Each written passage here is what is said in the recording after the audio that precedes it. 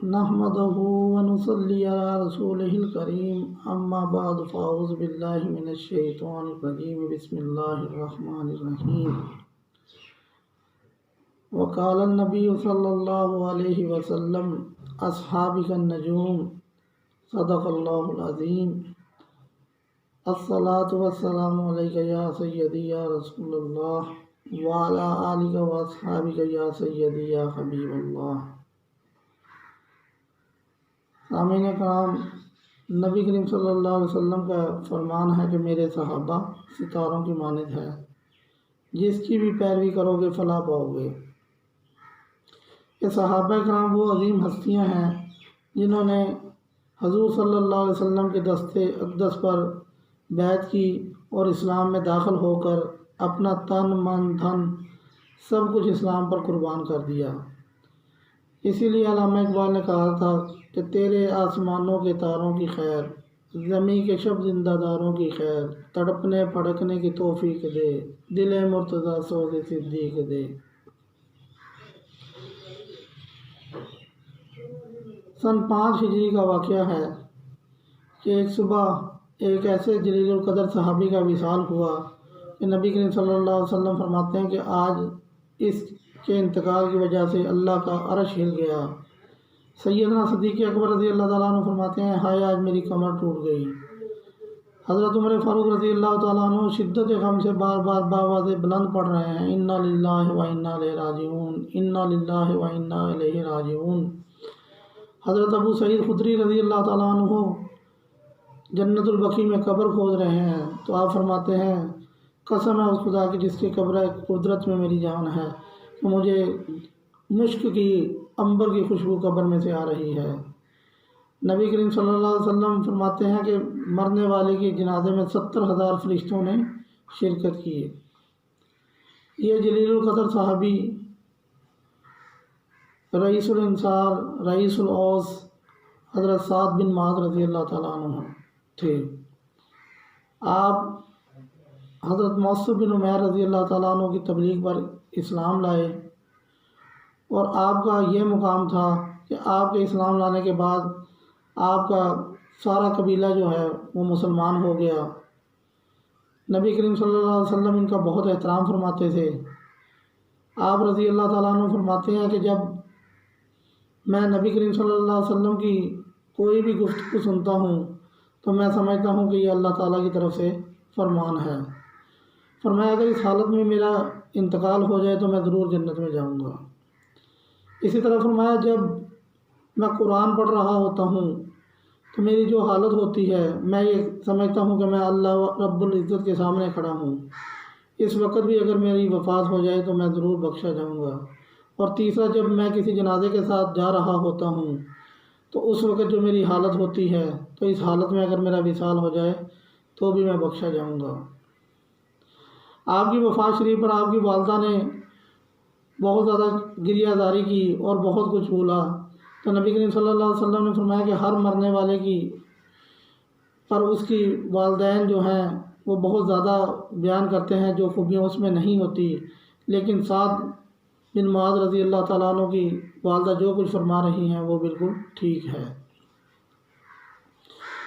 غزوہ بدر کے بعد جب غزوہ احد میں نبی کریم صلی اللہ علیہ وسلم نے صحابہ کرام سے رائے لی تو نوجوان صحابہ جنہوں نے غزوہ بدر میں فتح حاصل کی تھی ان کا یہ خیال تھا کہ جو ہے جنگ جو ہے وہ مدینہ شریف سے باہر لڑی جائے، جبکہ کچھ صحابہ خاموش تھے کہ نبی کریم صلی اللہ علیہ وسلم اپنے کاشیانہ نبوت میں داخل ہو گئے تو حضرت سعد بن معاذ رضی اللہ تعالیٰ عنہ نے فرمایا کہ تم اللہ تعالیٰ کے نبی کی رائے پر اپنی رائے کو کیوں فضیلت دیتے ہو؟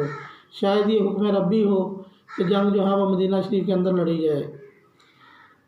جب نبی کریم صلی اللہ علیہ وسلم گھر سے باہر تشریف لائے تو آپ کے جسم اقدس پر ہتھیار سجے ہوئے تھے تو صحابہ کرام نے معذرت کی کہ یا رسول اللہ صلی اللہ علیہ وسلم غلطی ہوگی، آپ جو بہتر سمجھتے ہیں وہ کریں۔ تو آپ صلی اللہ علیہ وسلم نے فرمایا کہ نبی جب کسی کام کا ارادہ کر لیتا ہے تو اس کو پائے تکمیل تک پہنچاتا ہے۔ غزوہ احد میں آپ جب نکلے ہیں حضرت سعد بن معاذ رضی اللہ تعالیٰ عنہ زرہ پہنی ہوئی تھی کہ زرہ جسم سے تھوڑی سی چھوٹی تھی تو ایک کافر نے ایک زہر آلود نیزہ جو ہے وہ آپ کو طاق کر اس مقام پر مارا جہاں پر زرہ نہ تھی، تو آپ اس زخم سے، نیزے کے زخم سے زخمی ہو گئے، تو نبی کریم صلی اللہ علیہ وسلم نے آپ کو مسجد نبوی کے ساتھ خیمہ نصب کر کے آپ کو وہاں پر رکھا۔ آپ کے زخم کو نبی کریم صلی اللہ علیہ وسلم نے 2 مرتبہ خود داغا۔ تو اسی دوران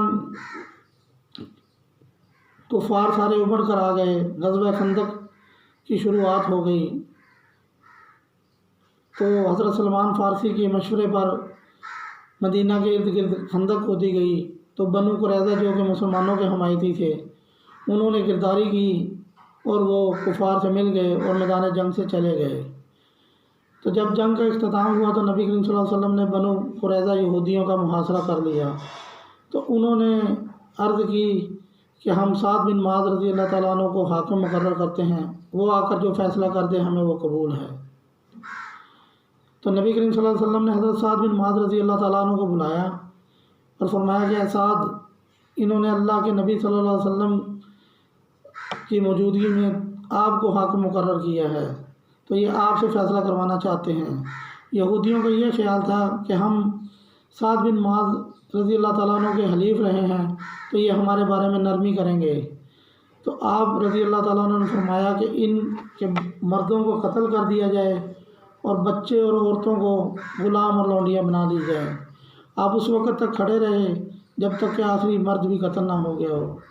تو نبی کریم صلی اللہ علیہ وسلم مسکرائے اور فرمایا کہ اے سعد، تو نے قرآن کے مطابق فیصلہ کیا ہے۔ تو آپ نے اس وقت ایک دعا مانگی کہ یا اللہ، اگر قریش کے ساتھ ابھی جنگ باقی ہے تو مجھے زندہ رکھ، ورنہ مجھے ان زخموں سے شہادت کی موت عطا فرما دے۔ آپ کی شہادت کے وقت مدینہ شریف میں کوہرام مچ گیا، ہر آنکھ اشک بار تھی، ہر کوئی رو رہا تھا۔ ایک مرتبہ ایک بہت قیمتی رومال نبی کریم صلی اللہ علیہ وسلم کی خدمت میں پیش ہوا تو صحابہ کرام بڑے رشک سے دیکھ رہے تھے۔ تو نبی کریم صلی اللہ علیہ وسلم نے فرمایا کہ سعد بن معاذ رضی اللہ تعالیٰ عنہ کا جنت میں رومال اس سے بہت زیادہ قیمتی ہے۔ ایک مرتبہ صحابہ کرام نے عرض کیا یا رسول اللہ صلی اللہ علیہ وسلم، سعد بن معاذ رضی اللہ تعالیٰ عنہ کا جنت میں کیا مقام ہے؟ فرمایا اللہ تعالیٰ نے ان کو جنت الفردوس، جنت کا سب سے اعلیٰ درجہ عطا فرمایا ہے۔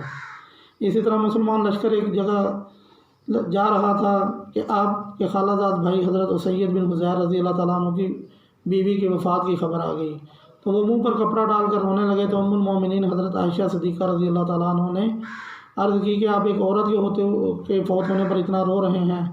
تو انہوں نے کہا آپ ام المومنین ٹھیک کہتی ہیں، رونا تو ہمیں اسی وقت چاہیے تھا جب سعد بن معاذ رضی اللہ تعالیٰ عنہ اس دنیا سے پردہ فرما گئے تھے۔ تو یہ نبی کریم صلی اللہ علیہ وسلم کے اتنے جلیل القدر صحابی تھے کہ آپ نے بنو نجار کے بعد دوسرے نمبر پر ان کے قبیلے کو فرمایا ہے۔ تو اللہ تعالیٰ سے دعا ہے کہ اللہ تعالیٰ سعد بن معاذ رضی اللہ تعالیٰ عنہ کو جنت الفردوس میں اعلیٰ مقام عطا فرمائے اور ہمیں ان کے نقش قدم پر چلنے کی توفیق عطا فرمائے۔ وما علینا الا البلاغ المبین۔